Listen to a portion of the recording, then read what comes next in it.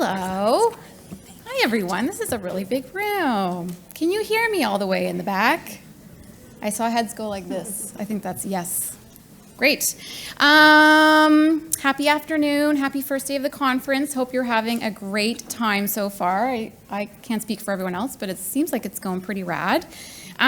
Just to clarify, if you're wondering what session you're in right now, it is titled Tenants Deserve Better, a look at housing stability and eviction prevention programs.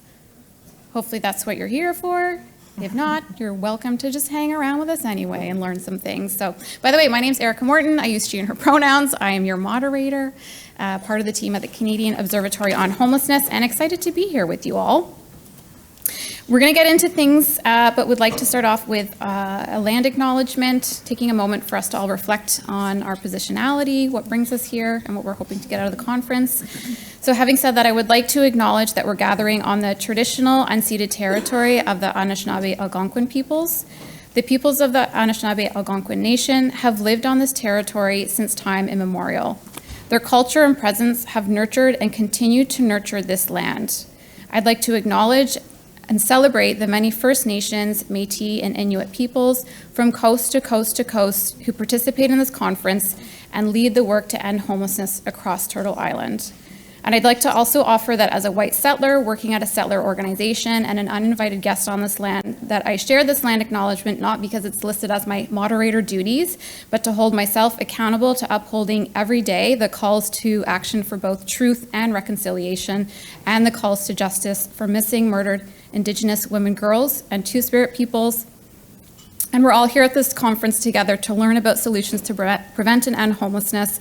And through listening to the stories and voices at this conference and otherwise of people who've experienced homelessness, I've truly come to build an awareness that homelessness is merely a symptom that Indigenous peoples have endured due to the greater causes of colonization and the impacts of intergenerational trauma. And now when we know better, or I know better, I encourage myself and you all to do better. And so I hope you'll join me in reflecting on the ways that we can take action and take what we gain from this conference to advance those calls to action and those calls to justice. So with that reflection, I think we'll carry on into our session. Really excited to have our speakers here today. I'm going to quickly just introduce the presentations, and then we'll invite our first presenters to come on up and get into the show of things. And a reminder that you each get 20 minutes to present and speak into the mic, because we have the virtual attendees and they need to hear in the mic what you're saying, or they won't hear anything, which would be sad. So starting up first, we have in the middle here, we have Expanding the Safety Net, Why a Housing First Approach Isn't Enough, with Lindsay, Enns, and Kristin Kennedy from Siloam Mission. Love that. Oh yes, please bring more of that energy into this room. Awesome. Steph, are you going to cheer for me? And then at the end, we have the lovely Expanding Eviction Prevention Practices, an innovative and evidence-based approach to support successful tenancies from day one, with Jennifer Stacy from Calgary Housing. Woo! And then last but not least, and someone who I finally get to meet in person after a lot of email interaction, we have Eviction Prevention and Housing Stability, a case study of rent banks in BC, with Melissa Giles from Vancity Community Foundation. Woo! Okay, so Lindsay and Chris, come on up. I think I know how to do this. This one, right? Yeah. Oh, we're doing it wrong. And then this one here, right? Yay, I did it. Okay, I'm going to sit here and I will give you dirty looks. Space. Awesome. Good afternoon, everybody. Thank you to the cheers in the back. That was very kind. We're very excited to be with you today. So our presentation, as mentioned, is Expanding the Safety Net, Why a Housing First Approach Isn't Enough. So just a little bit of context about our program. So Lindsay and I lead a Housing First team out of an emergency shelter in Winnipeg called Siloam Mission. And we've recently expanded our team to include a housing loss prevention program as well. So kind of going on both ends of the spectrum there. So some of our goals today are to touch on the importance of a housing loss prevention program. We'd like to share some data with you from our program as well. And most importantly, we hope to share some actionable things or some key considerations for you as you build your own housing loss prevention program, if you're interested. So I also wanted to acknowledge that we're gathered on the traditional unceded territory of the Anishinaabe Algonquin peoples. The peoples of the Anishinaabe Algonquin Nation have lived on this territory since time immemorial. Their culture and presence have nurtured and continue to nurture this land, and Lindsay and I are super thrilled to be joining you today from Treaty 1 territory in Winnipeg. So as Kristin mentioned, we're talking about housing loss prevention and our program at Siloam Mission. So our program was established in July of 2022 at Siloam Mission in Winnipeg within the Transition Services program. It's intended to be a short-term case management program, ideally working with tenants for 3 to 6 months after the initial support was provided when there was an imminent risk. Also, we just wanted to take a quick moment to thank our funders, and Homelessness Winnipeg, Reaching Home, and Siloam Mission that enable us to be able to do this work. So, as I mentioned, within Transition Services is where the Housing Loss Prevention Program lies, and we actually have 3 streams within Transition Services. We have our Housing First stream, which is part of our coordinated access system in Winnipeg and works with the folks with the highest levels of acuity, not ACT level, but like intensive case management level. We have our Housing Loss Prevention Program, and we also have a 3rd stream, which is we just call case management. It's our stream that kind of fits folks that don't fit in the neat little boxes for other programs. So because we're based in an emergency shelter, we have all kinds of folks that we interact with, and sometimes just the typical models don't fit, so we're able to work with them. Our case workers have people from each of these 3 programs on their caseload, so it provides a bit of variety for them. It's provided a little bit less burnout as they're not working with everyone who's in a really high level of acuity at the same time. Or crisis. Yeah. Yep. Yeah, so we're all here, obviously, because we want to end homelessness. At least I think that's why you all came today, not because we're here getting rich doing this work. But Housing First is a response, right? It's a response to a crisis. And so we've kind of decided we really need to focus our efforts as well on swimming upstream and kind of preventing that crisis before it happens. And so we kind of just talk about here how it sometimes feels like we're putting out fires. If you feel like you've ever been putting out fires, put up your hand. Okay, good. We're all awake. Okay, so we are trying to stop those fires before they start.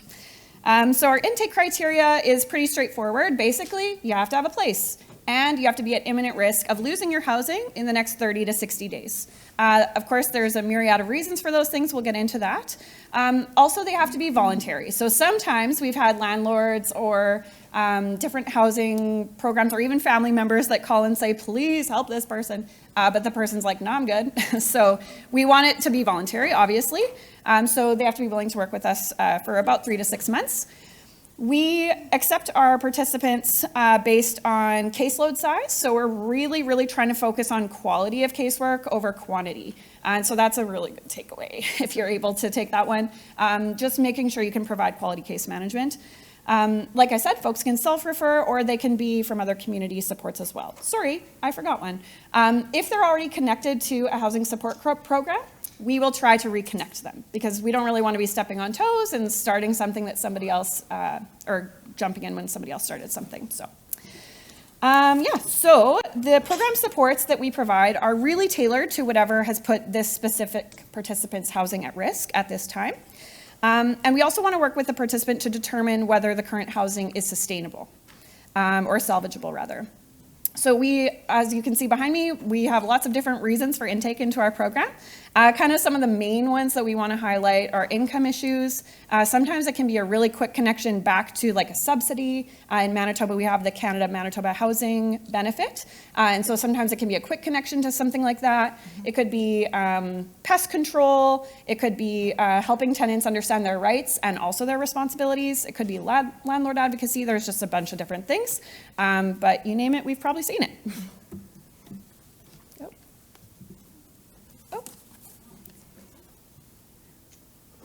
Hold on. There we go. Thank you.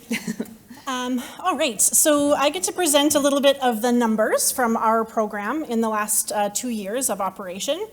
And so just a reminder, these are results for people whose housing was at imminent risk of eviction. And so we took sort of a look at the 3-month snapshot of when people had been in the program. And you'll see at this point that over 3/4 of the participants hadn't experienced any homelessness at all at that 3-month point. 58% in that big blue section were in their original housing. Another 19% in the green section were rehoused without having experienced any homelessness in between. So we were able to quickly rehouse them and they didn't spend any time without a home. And then there was 1/4 of folks who did experience homelessness. About 60% of those were able to be rehoused successfully later. And 9% of participants had unsuccessfully exited the program at the 90-day mark. So things like incarceration happens, death, just losing contact with the program. So there's some of the reasons that we saw there. The next thing we're going to look at here is the length of time that people who lost their housing experienced homelessness. So there were some people that were able to maintain their housing for those initial 90 days, those initial 3 months, and then lost housing afterwards. So those numbers are included with these ones as we look at the length of time someone experienced homelessness before they were able to find new housing. So what we saw was that 40% of people were able to be rehoused within the first month, and another 22% within the second month, 30 to 60 days, another 17% within 60 to 90 days, and very few folks took longer than 90 days to be rehoused. So we found most people were able to find new housing quite quickly with a very short stint in homelessness if they needed it at all, or if not that they needed it, if it happened at all. This last graph that we're going to look at looks at 2 different things. The length of time of people in our housing loss prevention program. The yellow lines are the graduates of the program, and the orange or pink, depends on how it shows up there, are our current enrollment in our program. So first, looking at the graduates, this is with 2 years of data. We found that about half of the folks who graduated from the program did so within about 6 months, or within 6 months or less. Another 30% happened within 9 months, but there was 21% of folks who needed longer-term support to reach stabilization. And so although initially the idea was that we would have 3 to 6 months of support for folks, we recognized that there were many people that needed more support, and due to the flexibility of our funding being multifaceted, we're able to stick with that and be able to continue with folks until they have the stability that's needed. Then looking at the orange or pink data, those are our current enrollments. So you'll see from this that half of the folks that we're working with right now have been with our housing loss prevention program for 9 months or more. This speaks to a lack of other available long-term supports in community. The folks that usually end up in this category tend to be folks who have experienced significant challenges with personal finances. Oftentimes they've been older folks who have sort of lost their capacity to be able to manage their own finances. And so it takes a while to be able to transition and help them to get on other supports in our community that can help them to manage those finances. Another one that we've seen a lot of is hoarding behaviors. So again, working with referrals that come from landlords or tenants themselves who they're having trouble complying with pest treatment because they've got too much stuff. Or there's so much stuff that it's creating a hazard in their housing. And obviously, hoarding behaviors aren't something that we can kind of tackle in 3 to 6 months, right? It's taken a long time for people to get where they are, and the wait list in our community for hoarding type interventions and supports is about 2 years for a really heavy duty program. So we do what we can in the meantime, just trying to help people get along, but those are some of the reasons why we've had some longer stays in the program. Mm-hmm. All right, so moving on, we would like to share with you kind of some of the key considerations for building your own housing loss prevention program. I'm curious how many of you work in a shelter currently, or out of a shelter setting. Cool. What about Housing First work? Oh, cool. Okay, thanks. Okay, so it's very cool to see the data because it's nice to see that something's working, that you're trying to work really hard at. Lindsay's more the numbers girl, I'm more the client care girl. So that's great that it backs it up. It's nice to see that the interventions provided have in most cases been effective. So what we have found is that we take those same values or framework that we do in Housing First work, so person-centered care, strengths-based, trauma-informed, and harm reduction. We're going to take all of those same principles, obviously, and transfer them to our housing loss prevention program. And so in addition, we have kind of 5 key points that we wanted to share. So the first one is being flexible. So understanding the causes of each individual's housing insecurity. So I shared some of them before. And also we wanted to talk about versatile casework skills. So if you're a caseworker, or if you employ caseworkers, we want to make sure that they have a variety of skills. They can help with hoarding, they can help with pest treatment, they can help liaise with landlords, different things like that. And I also want to talk about a person-centered approach in terms of the timeline. So Lindsay had shared that about half of our folks actually need longer than 3 to 6 months in our program. And so actually what we're finding is that the acuity is much more like Housing First or even ACT for some of our folks. So that's been kind of surprising, but we don't feel that they should be disqualified from that level of care just because they happen to be housed when we met them. That really doesn't make sense. So also we wanted to talk about our flexible risk mitigation funds. So under point 1, flexible risk mitigation funds, we are really, really lucky with the funding that we have to be able to provide for lots of things in our program. So we are able to provide for a damage deposit, emergency rent, application fees, different things. We found that you can't really have hard rules around the maximum payment per participant. This may mean that somebody's disqualified by just a few dollars. And we really want to keep to the spirit of housing loss prevention as opposed to like the letter of the law. I'm not the funding guy, so obviously.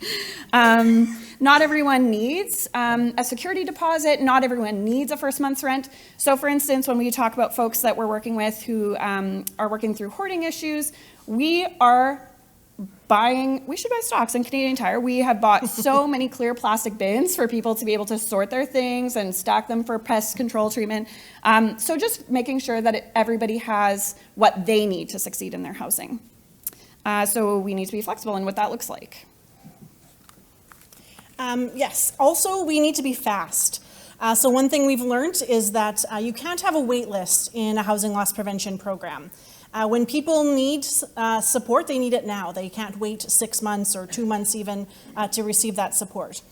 So when you get a referral, you can either help them or you can't. And unfortunately, sometimes we've been at a point where our staff are at the capacity that they have. We've lost a staff member or that kind of thing. And so sometimes we've had to say, no, we can't help somebody right away. So we'll get on a little bit later. Building connections in the community helps us then to be able to refer to somebody else or another service that can help with something, one of those little pieces in between, in the meantime, and hopefully assist that person on their way. We also look at having a rapid response to landlords and as well as the tenants. So when we're working with a tenant and the landlord calls, trying to make sure that we're able to return that call as soon as possible.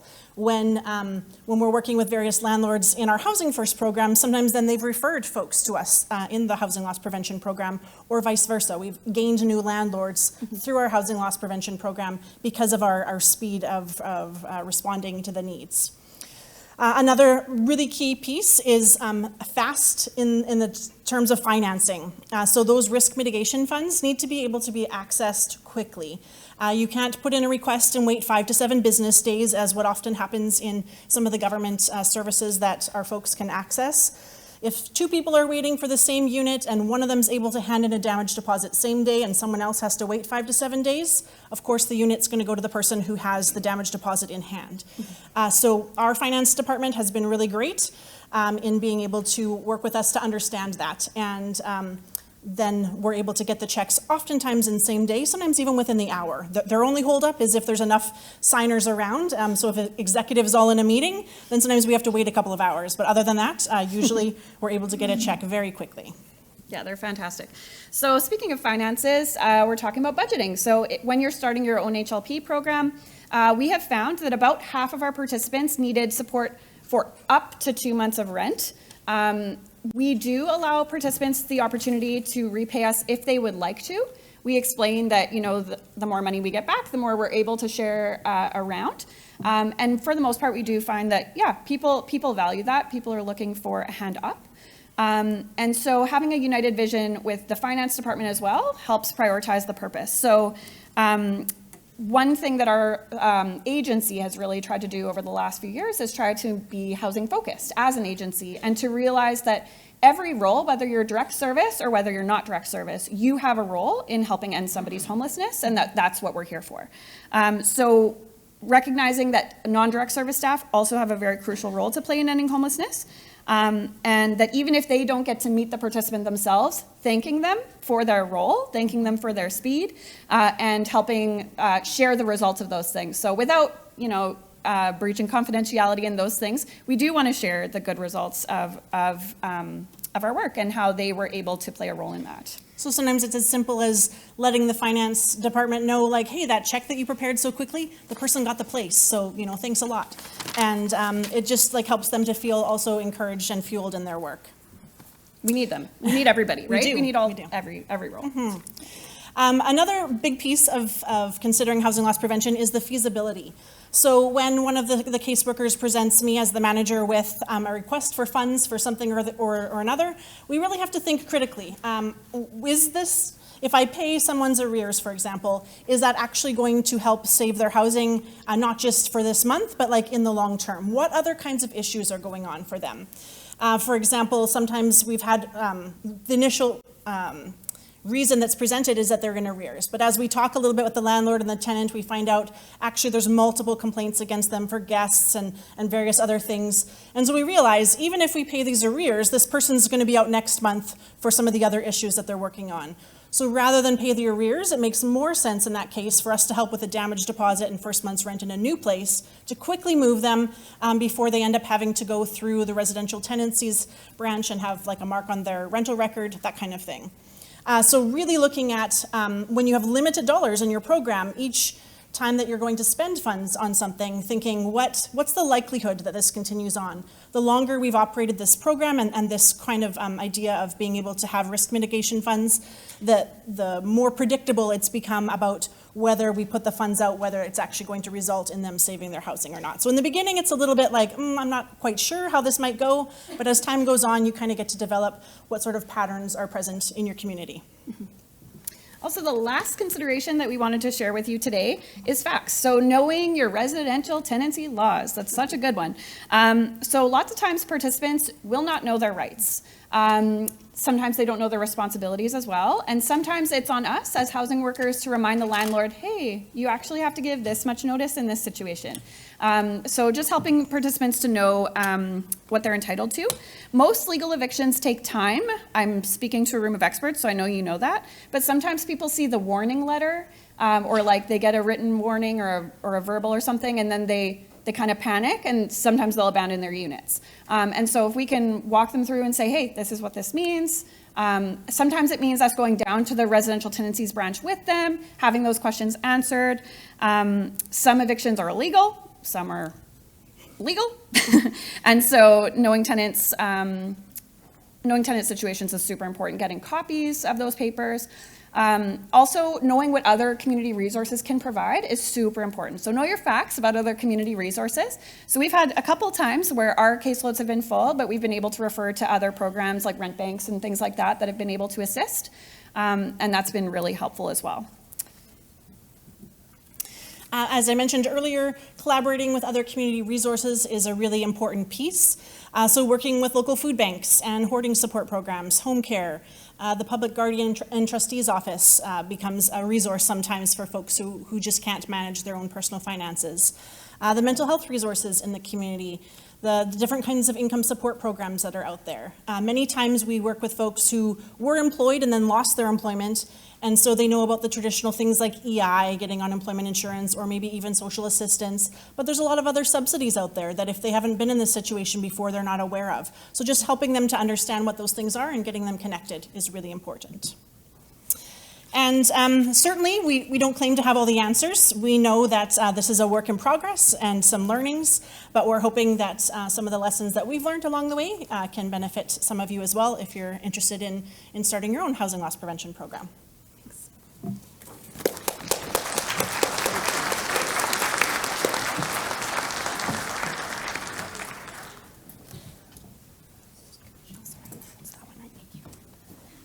Okay, thank you, Lindsay and Kristin. That was fabulous. Next up, we have Jennifer Stacy, Calgary Housing. Come on up. Oh, and you're already queued. Oh, no, you're not quite yet. Just didn't hit the start presentation. Yep. And we're good. Okay, same thing, 20 minutes. I'll give you 2 minutes. Got it. Okay. Oh, you're good. Thank you. Okay, hi everyone. Thanks for that great kickoff to the session. That was really good. So I am here to share with you, Jennifer Stacy from Calgary Housing Company. I am here to share with you our journey of expanding our prevention services around housing stability and preventing eviction. Just to kick us off, I'll give you just some high-level overview of who we are, so that you know kind of the context where I'm coming from. So Calgary Housing is the largest affordable housing provider in Alberta. We're a wholly owned subsidiary of the City of Calgary, and our mandate is the management and provision of various affordable housing programs. So we manage our community social housing on behalf of the province of Alberta. And then we also have municipally owned properties where we offer other affordable and low end of market housing options. We also administer rent supplements to more than 3,000 households, just providing that additional support for those who are in market rentals to make those things more affordable for folks. And that is also administered on behalf of the government of Alberta. We have been on a very grand transformational journey. Historically, we've been seen as a housing regulator, and we've been on a transformational journey to become more purpose-driven and a social enterprise. So we developed a culture playbook, and this really defines our commitment to culture, well-being, and diversity, and focuses on our organizational values. And our culture of well-being is about supporting each other to value and understand diversity and lived experiences. So it's not just about how we work with each other, but it's also about how we work and support our residents.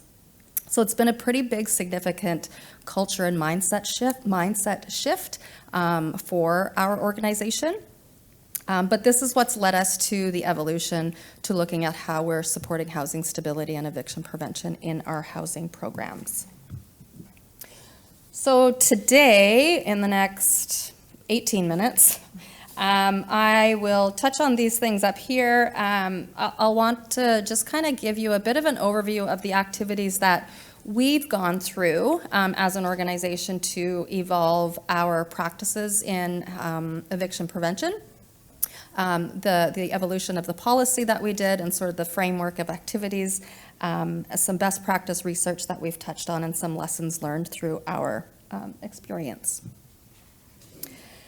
So why did we do this work? Well, I think I'm probably preaching to the choir here if I say, homelessness prevention is critical to community well-being, but also individual and family well-being.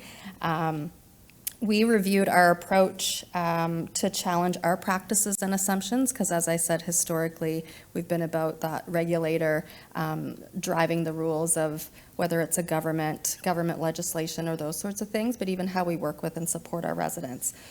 So we really wanted to consider and incorporate housing stability into our framework, and we had developed sort of a policy or framework back in 2018.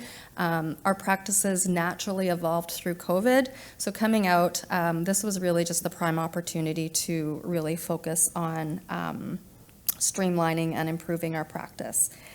We know that evictions can be traumatic and have devastating impacts for those families, in particular the vulnerable populations who have very complex situations that we support. And we also recognize that an eviction can also, create challenges for folks to secure new housing. So it was really about how do we focus on keeping people housed where they are and investing in those resources. I am also frozen.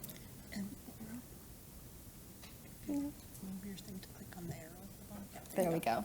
Thank you. Okay, so the work that we did around evolving our practice, it was a pretty rigorous process. Kind of the nitty-gritty of the work was over the span of 6 months. It was important that we had a space to learn and unlearn our experience as an organization of how we were working with our residents. We started with some desktop research to learn, what's happening out there in terms of best and emerging practices, and looking at where there's opportunity to be innovative and using evidence-based practice. We looked at some of our data in terms of, the reasons to vacate, why were people leaving our units, as well as the reviction and non-renewal data. So when people were being evicted, what were the underlying causes of those evictions? And we looked at our data from about 2020 to 2023 to better understand that. We also engaged with our racial equity committee to gather feedback to ensure that we were promoting and working within housing stability from an equity and EDIB lens. Everybody's familiar with SWOT analysis. That was really just an opportunity to look at what are we doing well, where's there opportunity to improve, and what's happening around us.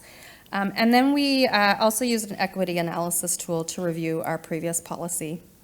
We did pretty significant engagement with our staff because this was a pretty big mindset and culture shift organizationally. It was critical to bring our folks along with us and engage those people who are the experts out in the field working with and helping supporting the residents. So we engaged throughout all divisions within our organization, and it had a great impact in terms of bringing people along that journey. So in terms of best practice research, there's lots of different ways to look at it, how to describe it, but we wanted to focus on two components. One was about housing stability, the other was about eviction prevention.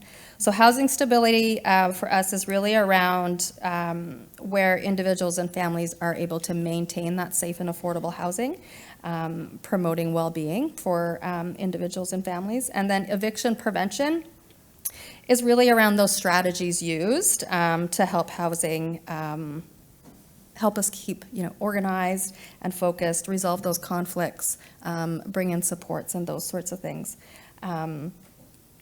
We also looked at where there would be opportunity to integrate more early upstream intervention. So that would be those primary prevention strategies, looking at sustaining where they are now, as well as looking at if there were challenges with their tenancy, then how can we bring in some of those secondary prevention strategies to support the housing stability. So this shows, we incorporated the success-based housing model as the foundation for our framework. And this really emphasizes, like I mentioned earlier, that upstream approach. So before an adverse event occurs, greater focus on housing stability, and it's a key mechanism to mitigate the risk of eviction. So the left side of this diagram is what highlights what some would call the traditional pathway.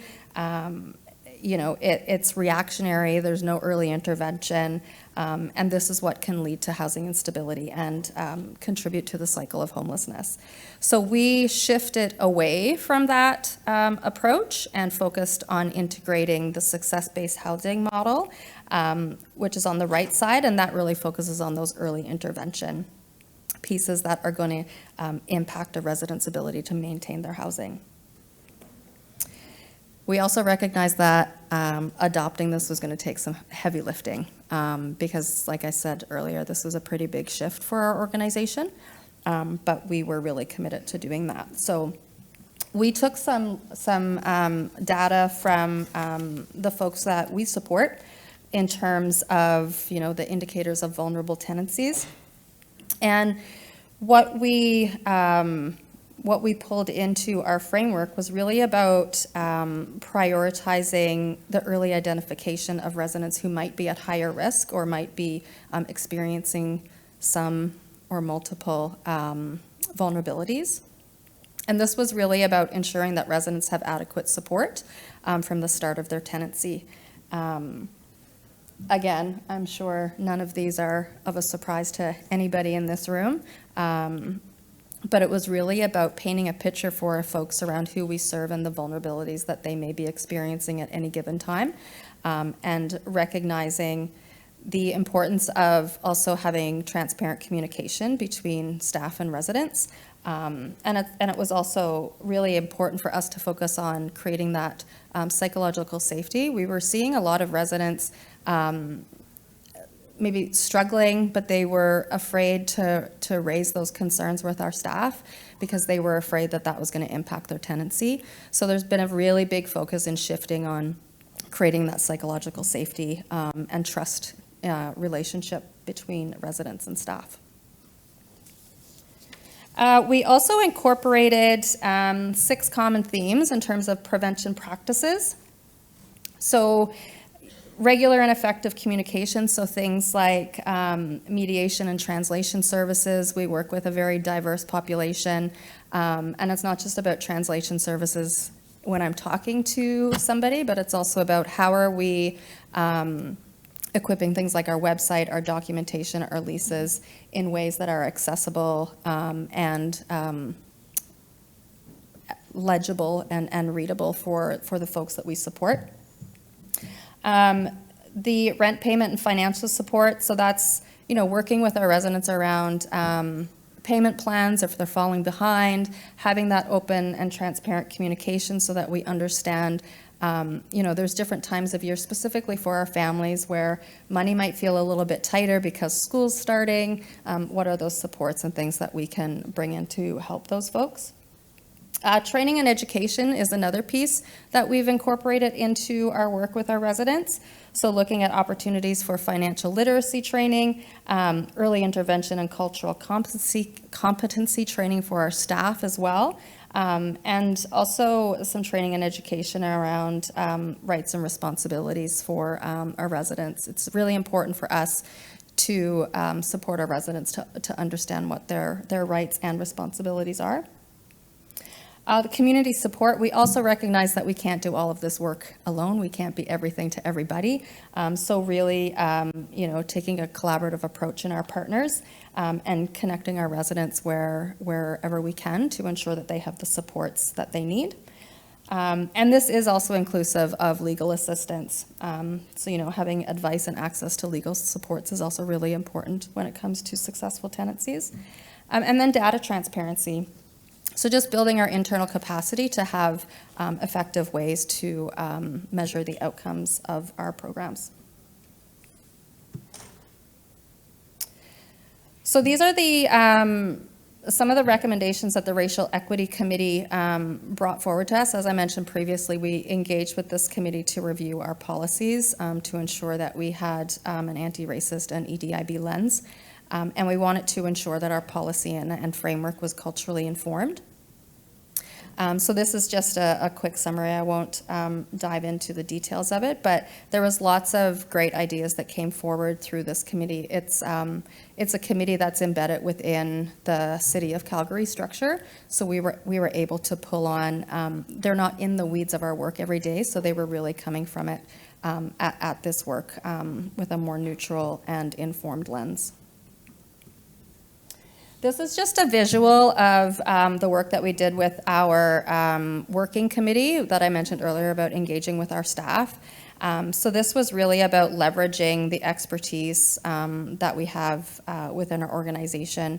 And this is just a product of that dialogue. It was really insightful, and it also brought a positive tone, I think, to the conversation, because we were looking at, what are we doing really well and where are we having the success and how can we replicate that more in terms of our work with our residents.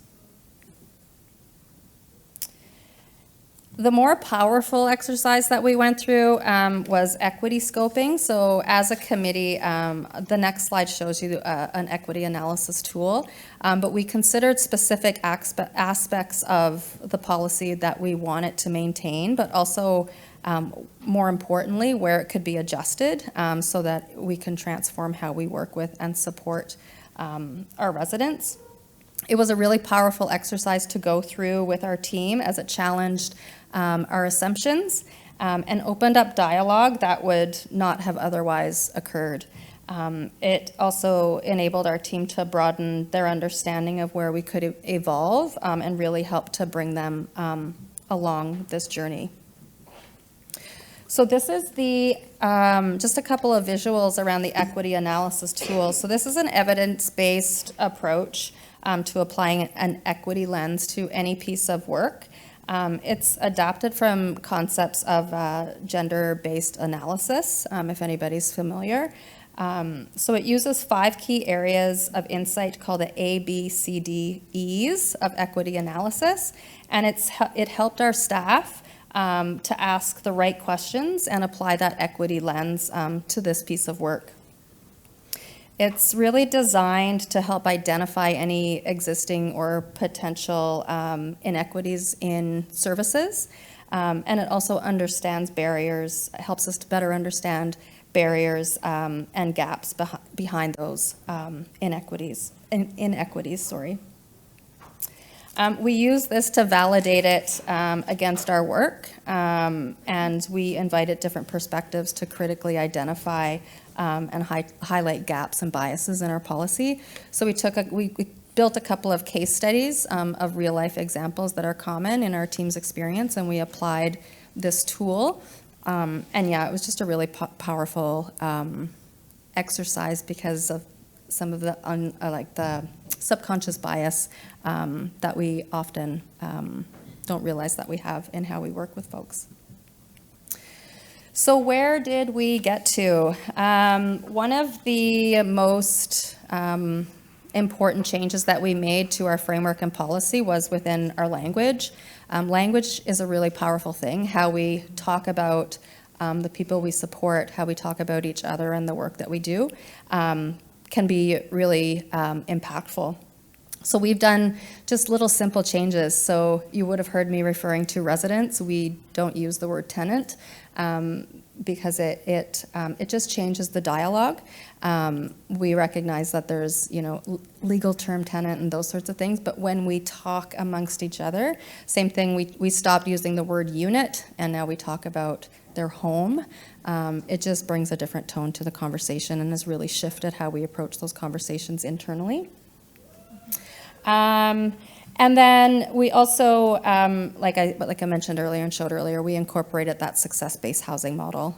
So really looking at getting to know our residents from day one to understand what their needs are, and working with our community partners as well as our internal staff to ensure that they're connected to the resources that they need for successful housing.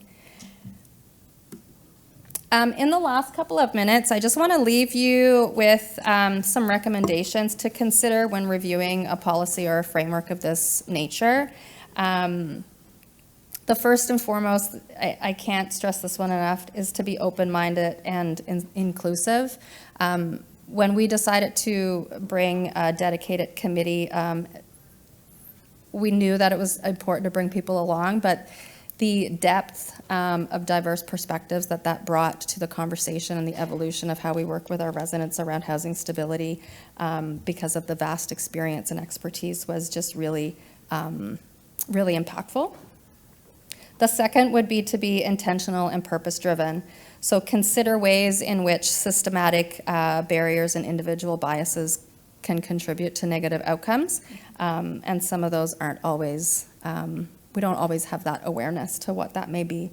So really taking the time to think critically about an issue and uncover the gaps in our work, and just being open to those things is really important. And then another one that I would mention is around, policy to action. So it's great that you develop a policy or a framework, but the heavy lifting really happens after that document is created. So really taking the time, we've taken the time to develop a pretty robust implementation strategy, and that's really about identifying the additional pieces and resources that are needed to execute the various improvements to create that tangible change for our residents. We've also, we're in the process of finalizing a housing stability toolkit, and this is resources for both staff and residents. So how are we ensuring that no matter which housing program somebody is coming into, they are having the exact same experience, the exact same access to resources, and the exact same opportunities? So just really equipping our staff with consistent and streamlined tools, but also being transparent with what those opportunities are with our resident. And the last thought that I'll leave you with, we're also in the process of the development of a resident onboarding framework. And this is really about how we're welcoming new residents into their home. We've got this framework around housing stability and supporting residents from day one, but we've really got to invest in those relationships up front in building that trust and breaking down those barriers. So we're in the process of developing that as the final piece. And that's it for me. Thank you.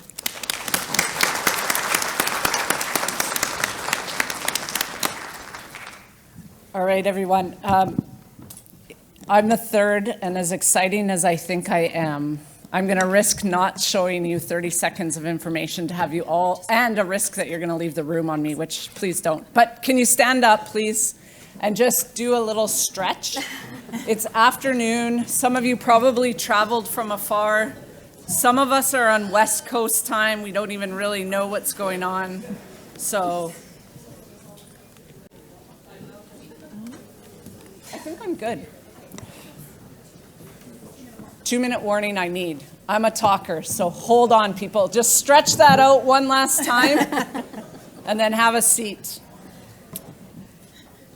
Want to acknowledge this afternoon, as others, that I'm a guest on these lands. I come from Langley, British Columbia, which is the home of the Stolo Nation and part of the Kwantlen and Katzie First Nations people, and I'm so grateful to be a guest on these lands today. So my name is Melissa Giles. I'm the Managing Director at BC Rent Bank. I put a long title in there because I probably wrote this proposal many months ago and probably had no idea what I was actually going to speak about. So I tried to choose something generic enough that would allow me to form and sculpt it. Unlike my colleagues here who did a fantastic job, did they not do a fantastic job? They're doing that frontline work and providing such important eviction prevention and housing stability work in our communities.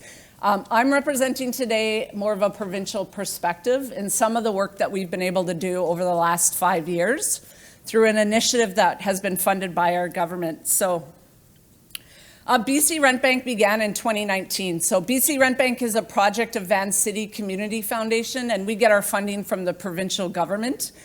This came about in 2019. There was a study done in the province about what would improve things between tenants and landlords. And one of the 23 recommendations that was made is that there should be some finances put behind supporting rent banks in British Columbia. There were 7 in existence. We took the model out of Toronto. How many of you have heard of a rent bank before? Okay, this is great. I'm talking to people who can speak my language. That's great. So we knew they existed in Toronto. The model started to spring up in British Columbia about 2019, and then BC Rent Bank began our work in 2019. We've been able to grow those 7 rent bank sites to now 18 rent banks. We just actually opened our 19th one last month, which serves central and northern British Columbia. And we were the first province in Canada to be able to develop this province-wide rent bank system. We now have models as well in Manitoba, so I know that there's a Manitoba rent relief program. Actually, 2 weeks ago, I was just in New Brunswick as part of the Canadian Rent Bank Coalition, and we released our project called Staying Home, which is one of the first national looks at rent banks across Canada. So it's been an exciting couple of 5 years, but like most of you, this silly thing called the COVID-19 pandemic struck about the time that we were about to launch our growth strategy. So I'll talk about some of the challenges, but also really what we can now in hindsight realize we're actually an impetus to change. So that's a little bit about who BC Rent Bank is.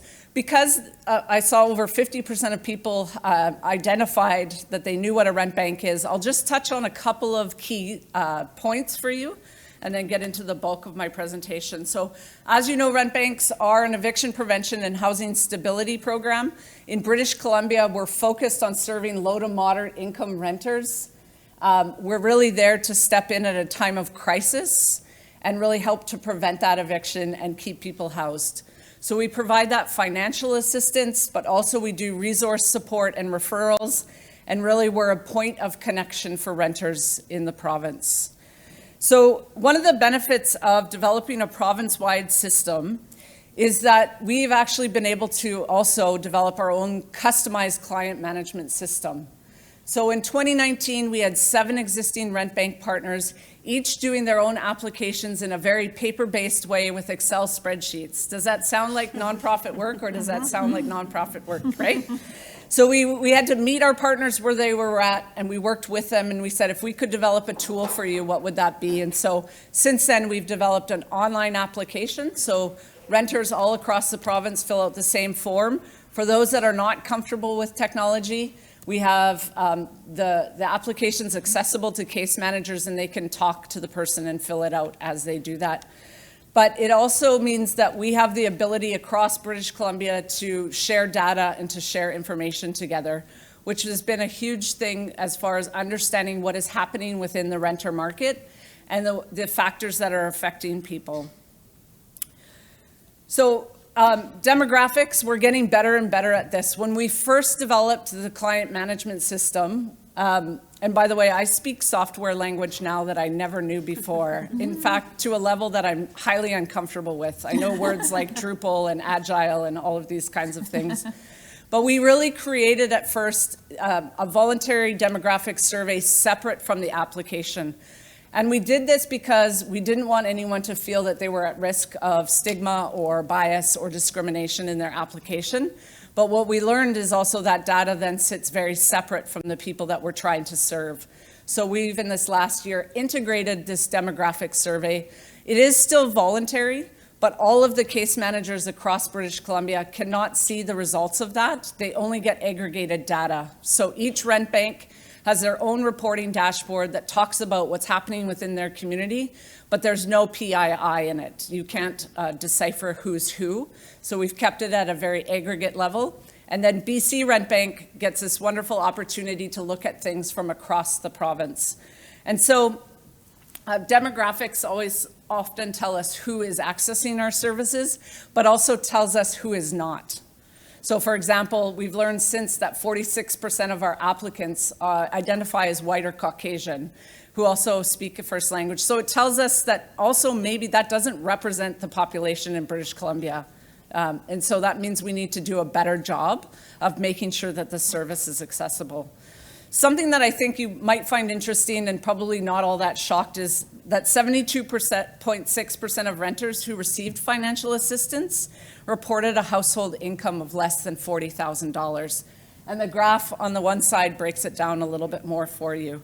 So majority are working in, are living in market rentals, about a quarter are working full-time. Now this could mean any varying sources of income. We know that roughly between 15 to 18% of people who apply either have income assistance or IA or PWD, persons with disabilities benefits.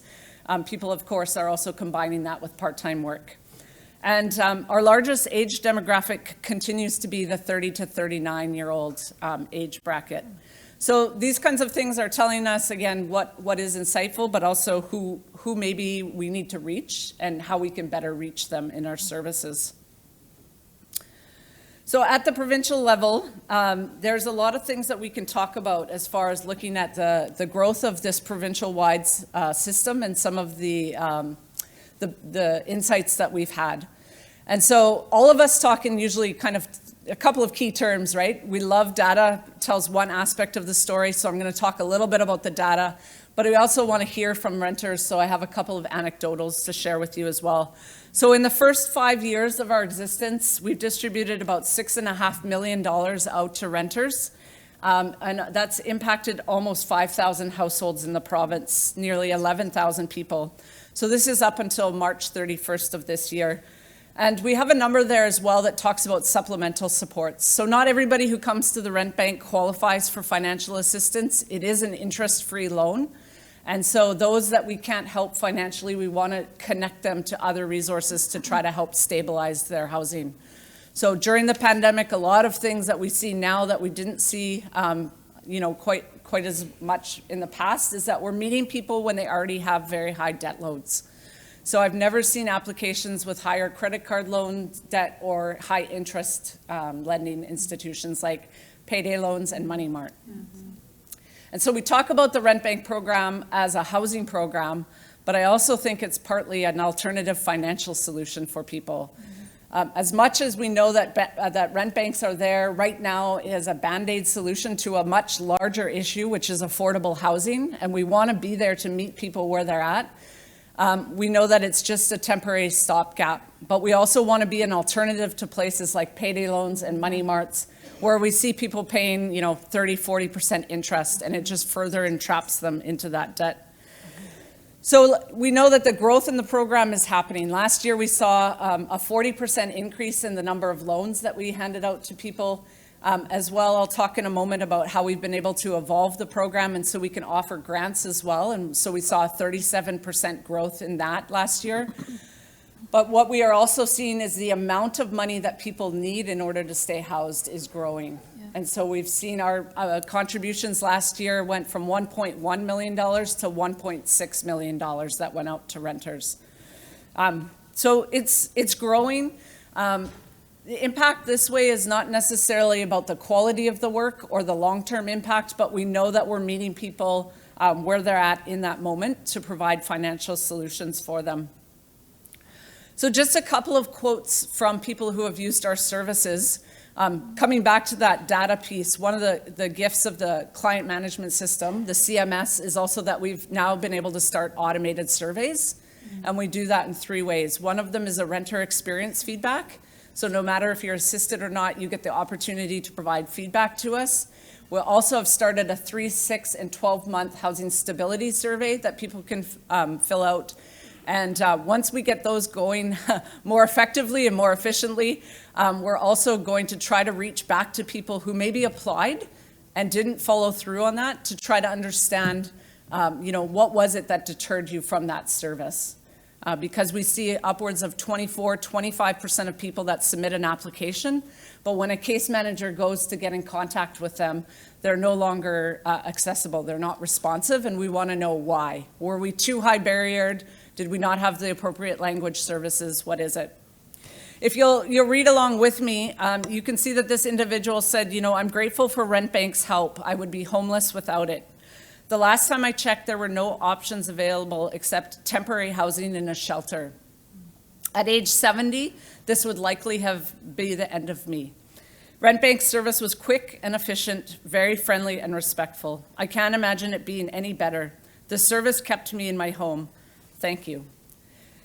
Now I share these, and we all like to share our good news. We know equally some people have some complaints about our services, so I want to honor the fact that not everyone feels this way, but we want to work towards this as an end goal.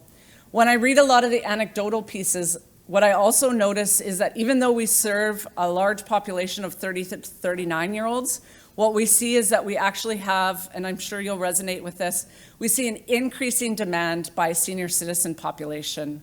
I see a lot of heads. This is one of our growing concerns, and so we're trying to think strategically, how do we begin to address this? And it's really interesting as we read these. And the other thing that we notice is that we often meet people who have never had to access social services before, and they don't know how to navigate the systems.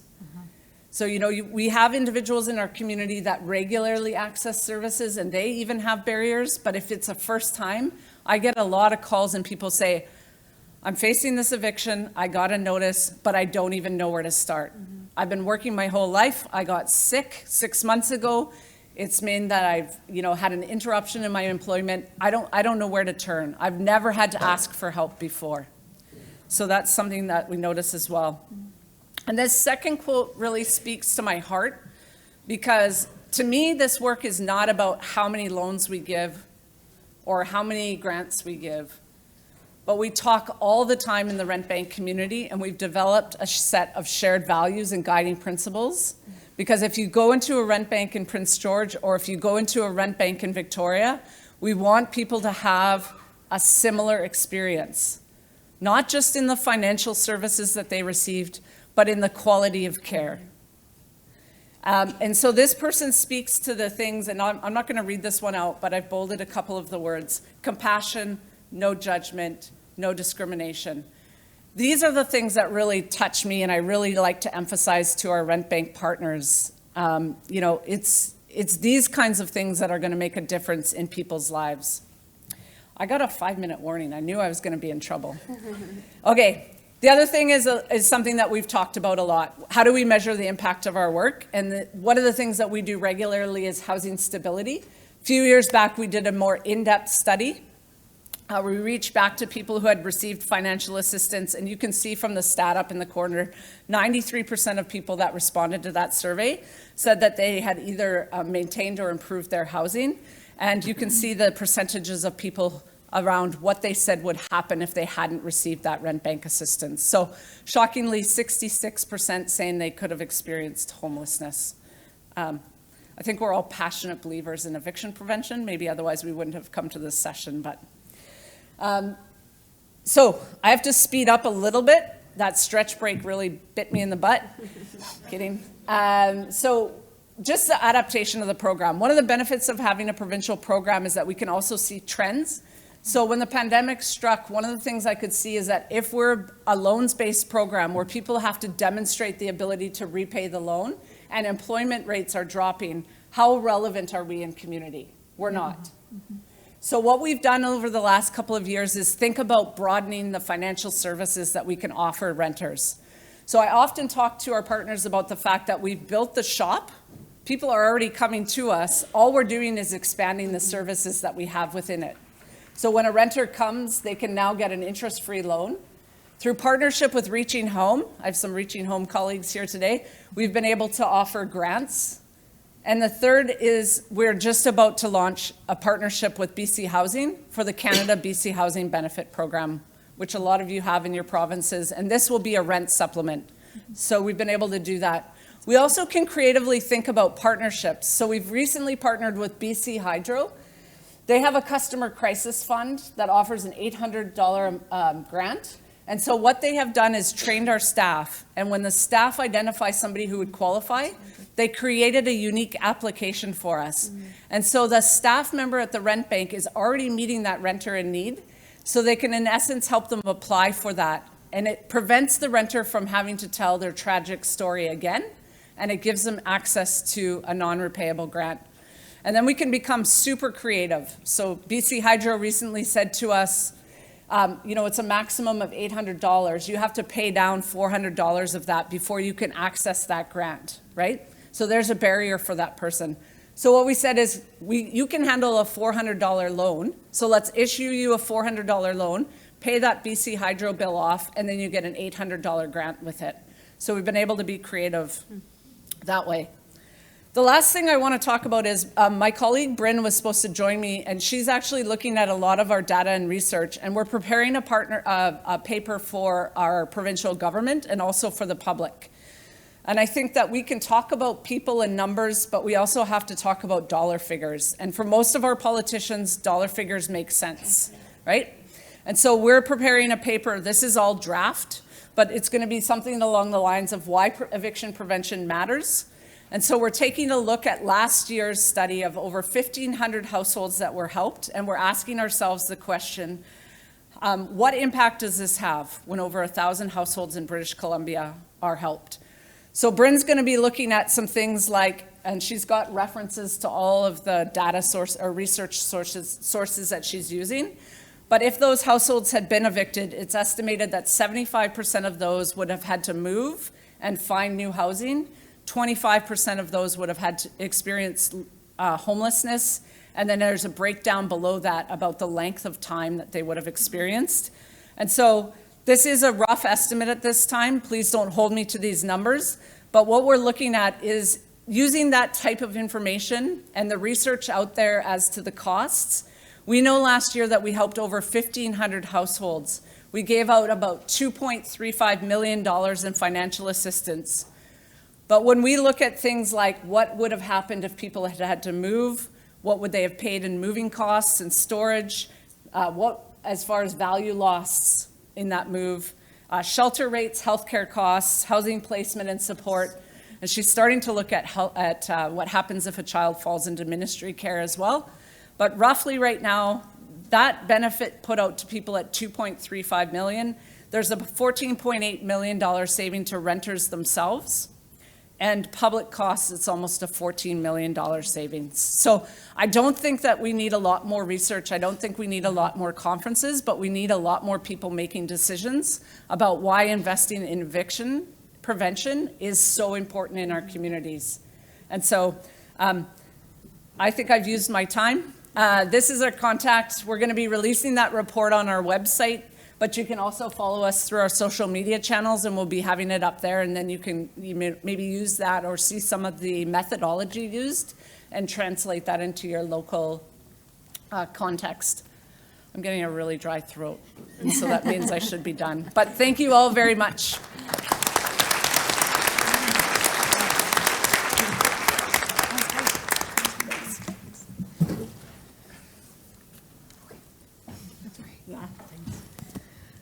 Thank you so much, panelists. That was excellent. Great conversation happening. We're happy now to open it up to the Q&A. So I'm sure there's some burning questions in here. Want to ask folks, there's a mic at the back. Because we have folks tuning in virtually, they won't be able to hear your questions unless you use the mic. So there's a mic there, or I think one of our room runners has offered to maybe pass the mic around.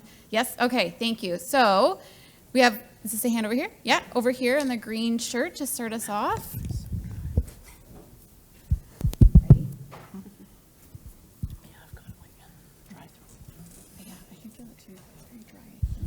Hi, thank you. My name is David Gillanders. I'm actually from Los Angeles, and I came all the way here for your panel, so good job. So now you get your cheer from me. That's not entirely true. I came for the whole conference, but I was really excited about this, and I would ask you not to ask me who's going to win our election, because I do not know. Quick couple. So Melissa, that was amazing. And so our organization is about a $5 million a year organization, and about $1 million of that goes out in eviction prevention. So we're very heavy into that work, braided with all these healthcare services that we can do and stuff like that.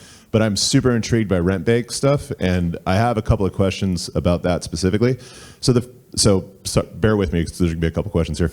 So the first one is, how do you staff the rent banks? Because I would imagine you don't kind of use a traditional case manager who may have some sort of like emphasis on mental health services and things like that, but it's more of a functional style of work.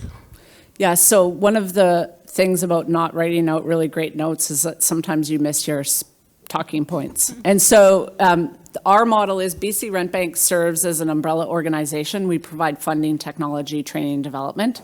We really partner through nonprofit organizations, and that way staff there know the local context. So they know where else can we refer people, what other benefits are in community, that kind of thing. So staffing-wise is done at that local level, and we look at basically activity levels.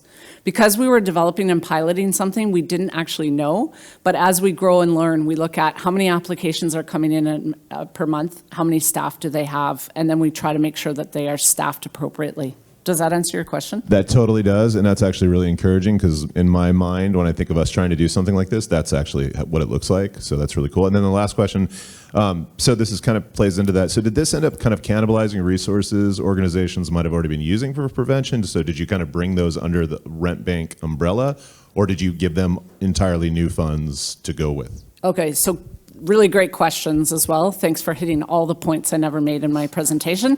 So we got an initial $10 million from our provincial government. We've had another $11 million commitment from them. Some of that to be actualized in this next year's budget. So thank you all.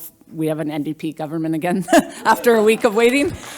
So we're grateful for that funder. Right now we're about a 65-35 split. So when we look at our rent bank partners' annual operating budget, which includes all the administrative costs plus the money going out to renters, we supply about 65% of that budget, and 35% of that comes from local fundraising, which is also a benefit of having a local partnership model, is that they can bring in. As well as our partners, we tried to identify partners that already were in the housing sector and had experience doing this. So some of ours did not have the experience of doing the loan-based program, but they were used to rent supplements or grants or other things. So it was a slight adaptation of what they were already doing. Great. Thanks, great question. Another one, we're giving you a bit of a workout today. I'm so sorry. Over here. Also, just want to acknowledge, I think we'll do Q&A till 3:15 since we started 15 minutes late. But if you need to leave, we're not going to give you dirty looks as you walk out. So 3:15-ish is when we'll wrap up. Thank you very much. Great presentations. My name is Oswald. I'm from Thompson, Manitoba. And my question is actually for the two ladies from Siloam Mission. Excellent presentation. In Thompson, we have probably one of the highest rates of homelessness per population in the country. And we are now, through our coordinated access program, starting to look at options. One of them, of course, is prevention to start with. And we actually don't have that really started yet. So my question is, when you guys are working with landlords, and we are going to have a meeting with our landlords, when they look at working with you and some of the relationships that you build with the clients and the landlords, especially in cases where there's things like mediation agreements, does the work you do with clients act as a barrier at times to bring in landlords because they think that may work against them when the time comes to, say, if a person has repeated behavior issues? Does that would that prevent landlords from wanting to sign on with working with you? I think what we've found is actually the opposite, that although sometimes the folks that we work with have a lot of barriers in their housing, and there's a lot of behaviors or things happening in their housing, similar with our Housing First population, in this case, the landlords actually have a support that they can call and someone that they can reach out to help them to work with the tenant. Most landlords, I think, that we're working with don't want to have to evict folks. They would like to be able to salvage it or have it end peaceably. But sometimes they have tenants who are very similar and aren't connected to a program. So knowing that they are or that they can be is usually a helpful tool. And I think, as I mentioned, sometimes they've even referred other folks in their housing units to us, hoping that we can help with those situations. So it's kind of like I scratch your back, you scratch mine, and having our various programs sort of married together means that when we're helping a landlord with a tenant that they're finding problematic, then also when they have a unit available, then they give us a call and say, hey, do you have anyone that might like this place? We've actually had landlords a couple times that have evicted our folks and then said, as soon as we turn the unit over, you can have it for your next person. So I think that when we talked about the key of being fast and being responsive, I really think that that's the thing that sets people apart, sets programs apart. Sometimes we've also found that some landlords are quick to lump like all Housing First programs together. Oh, I tried that once, I worked with so-and-so, it didn't work out. So really that reputation is very important, to be responsive and to. We've also had landlords that they're usually the ones like advocating for their participants, and we're like, hey, also please remember that it's also your responsibility to blank, whatever it is, right? So we can't control our clients' behavior, but we can control our responsiveness. Yeah. Thank you for the question. Great, thank you. Oh, there we go. Next question. My name's Addison. I'm a manager for the Housing Stabilization Program at the Métis Nation of Ontario, and my question is for you folks again from Winnipeg. You mentioned feasibility of supports when it comes to things versus whether or not you're going to do rental arrears versus first and last. I'm curious, do you have any suggestions on how we can handle self-employment income that may not be reported on taxes and therefore is not going into a trackable bank account or anything like that for our clients? So how can we prove that a unit would be feasible to do for rental arrears versus first and last for a more affordable unit? Right, some of, yeah, great question. Some of the flexibility that we have with our funding means we don't actually have to prove it on paper. So we can go with narrative from someone. We could maybe, in that case, I would probably call the employer and just say like, or it's self-employed.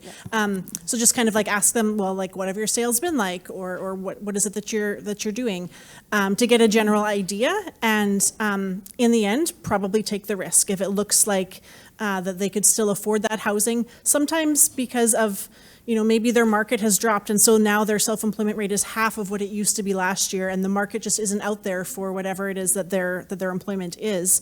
Then we might say, how about we look at finding you a place that costs a little less so that you can actually pay your rent ongoing? Because if we just pay 1 month's rent and you're in the same boat next month, then we haven't really helped anything other than delay an eviction. Sometimes also I would add that there would be new things that they would qualify for. So for instance, like the Canada-Manitoba housing benefit where we're from.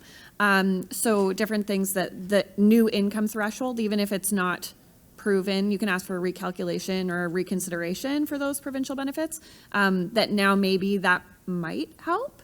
So we just want to also work with the participant to make that decision together to help. It's not something we're doing to you, but we just want to make sure that it's not stressful for you month after month. So. And with self-employment, if it's not getting recorded on taxes, means that they're going to qualify for a lot of our provincial benefits because it's going to show that they have like zero income. Awesome, thank you. Melissa, do you want to?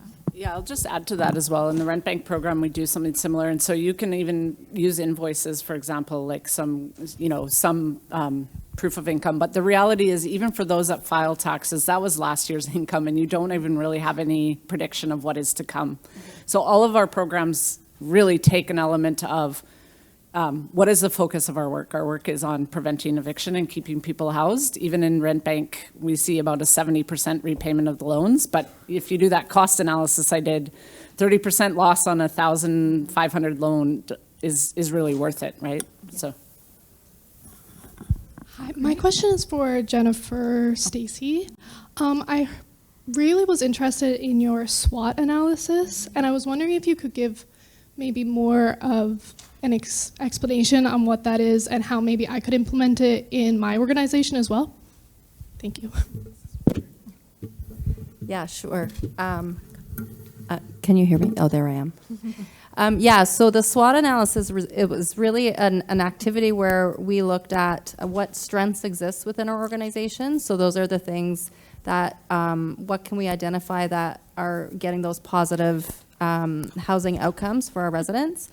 And then we looked at the weaknesses. So where are the areas of improvement, right? Looking at our data specifically around reasons to vacate, what's those causes of evictions, really understanding what was causing that instability, and looking for opportunities of improvement, which then translates into the O, right, which is that opportunities. Where are there opportunities for us to improve?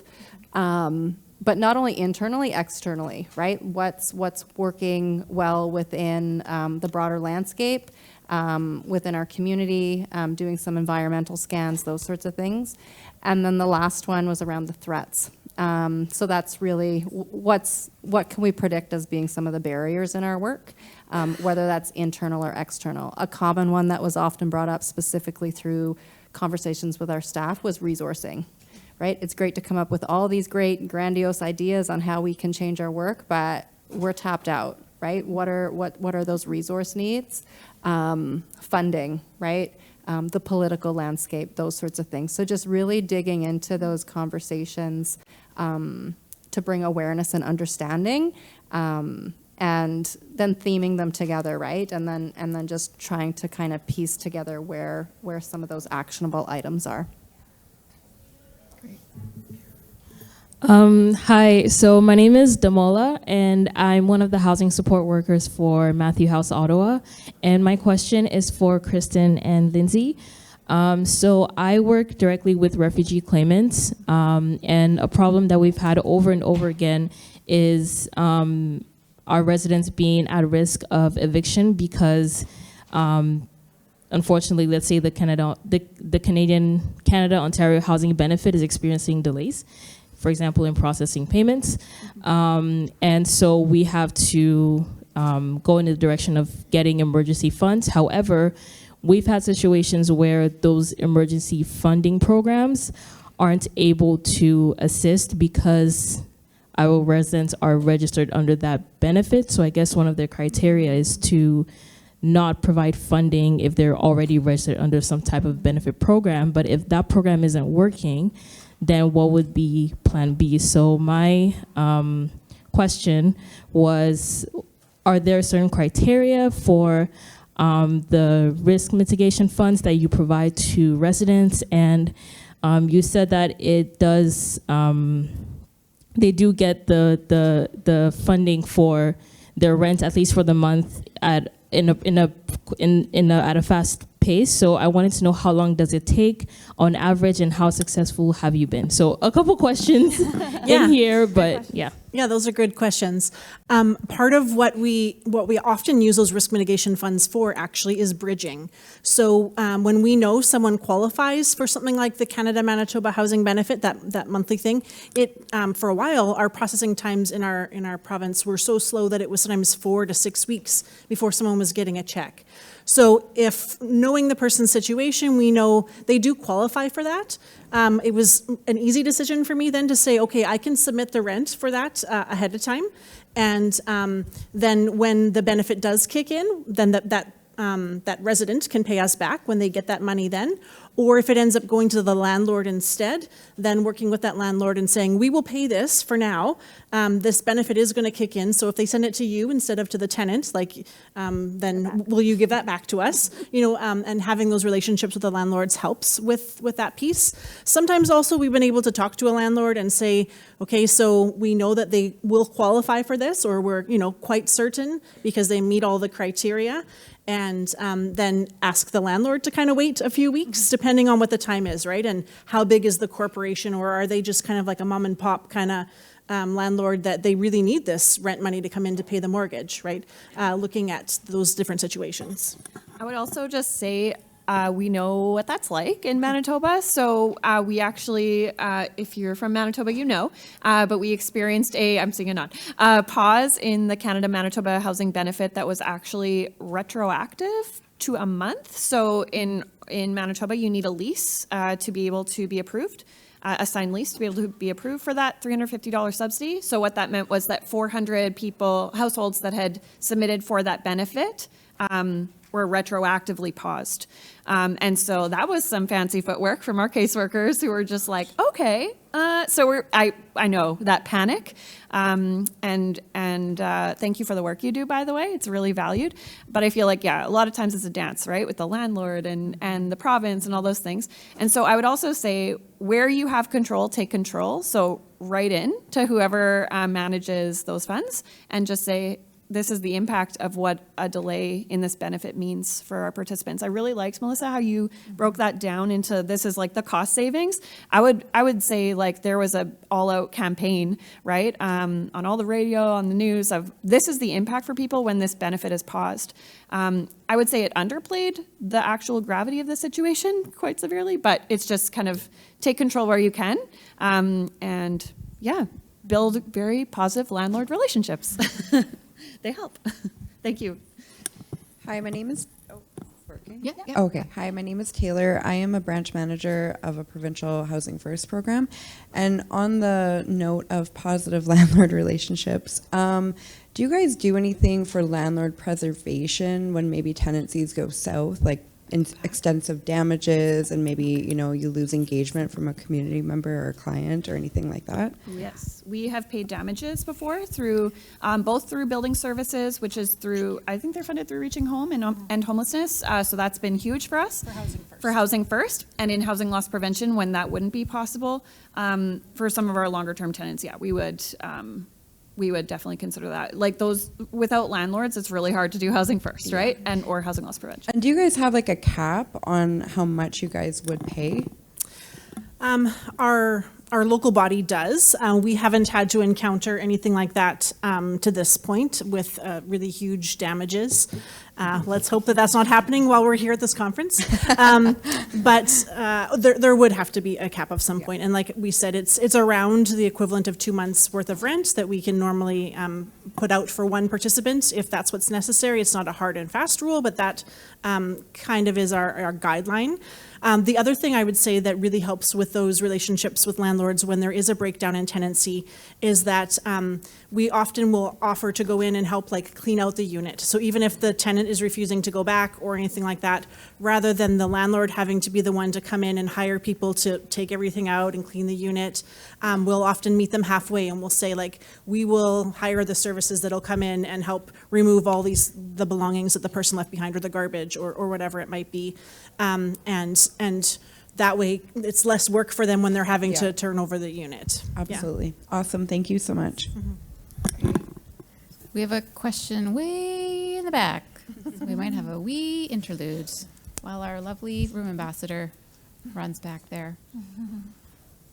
I think we'll probably after this one have time for maybe one more question.